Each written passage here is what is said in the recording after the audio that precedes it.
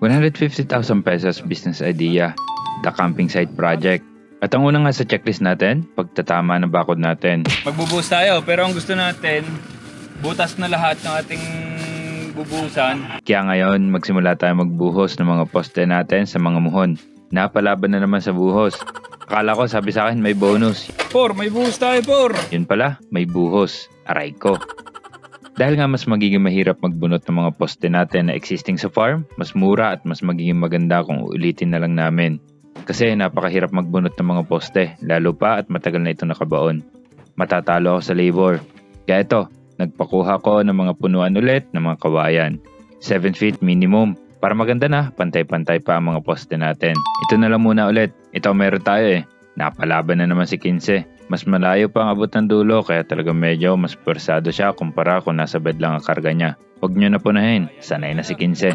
Pagdating namin, andito na ang kakawit ng nyug natin. Sina Kuya RD, pero kaya na nila yan.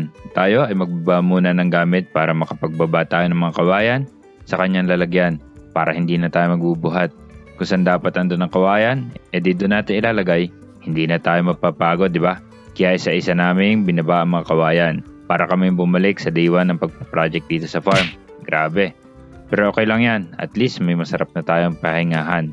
Unlike nung una, nasa gilid lang tayo at sa ilalim ng trapal. Magbubuhos tayo, pero ang gusto natin, butas na lahat ng ating bubuhusan, tapos naka-level na yung ating mga poste para pag buhos na lang tayo ng buhos. Kaya tinapos na namin ang mga hukayin natin na poste. Kasi hindi kami naghukay sa labas nung nakaraan, di ba? Kasi hindi nga natin mabubuhusan. Baka may mabuslot. Kaya kukumpletuhin natin ang hukay ngayon, then kami ay maghuhulog na sa butas ng mga poste para malibel na at may pwesto na maayos. Para mamaya, buhos na lang ng buhos at halo ng halo. Matagal din kasi magsipat eh. Then sa may mga muhon na naman, nilagyan namin ng mga plastic para hindi makasama sa buhos ang muhon natin. Sa side na ito, kung saan merong medyo butas, hindi magkakaigi dito ang 7 feet na poste, kaya gumawa kami ng mahaba para mailibel namin. DIY lang to, PVC na itim na 4 inches, then may bakal sa loob at may buhos. Balik to umpisa man tayo, nadagdagan pa nga actually, kasi kailangan na natin bunutin ang lumang mga poste at tabunan ng mga butas nito, di ba? Pero ganun talaga eh, it is what it is. Palagi ko na lang isinasa isip, part ito ng journey.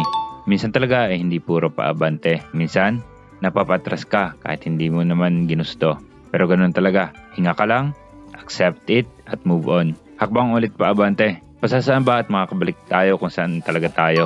Inuna namin buhusan ito sa labas at para masigurado nga na walang matitirang hukay sa labas ng initial na bakod natin.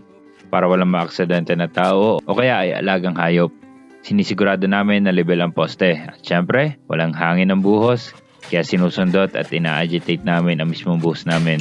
Para sa malalayong poste, ginamit namin ng tricycle para madala ang halo ng semento.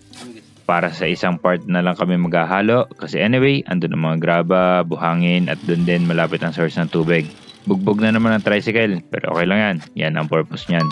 For hauling, kaya hindi yan magre-reklamo. Anyway, yan lang muna inabot sa lipat bakod. Unang step para sa ating camping site business. Yun lang. Peace.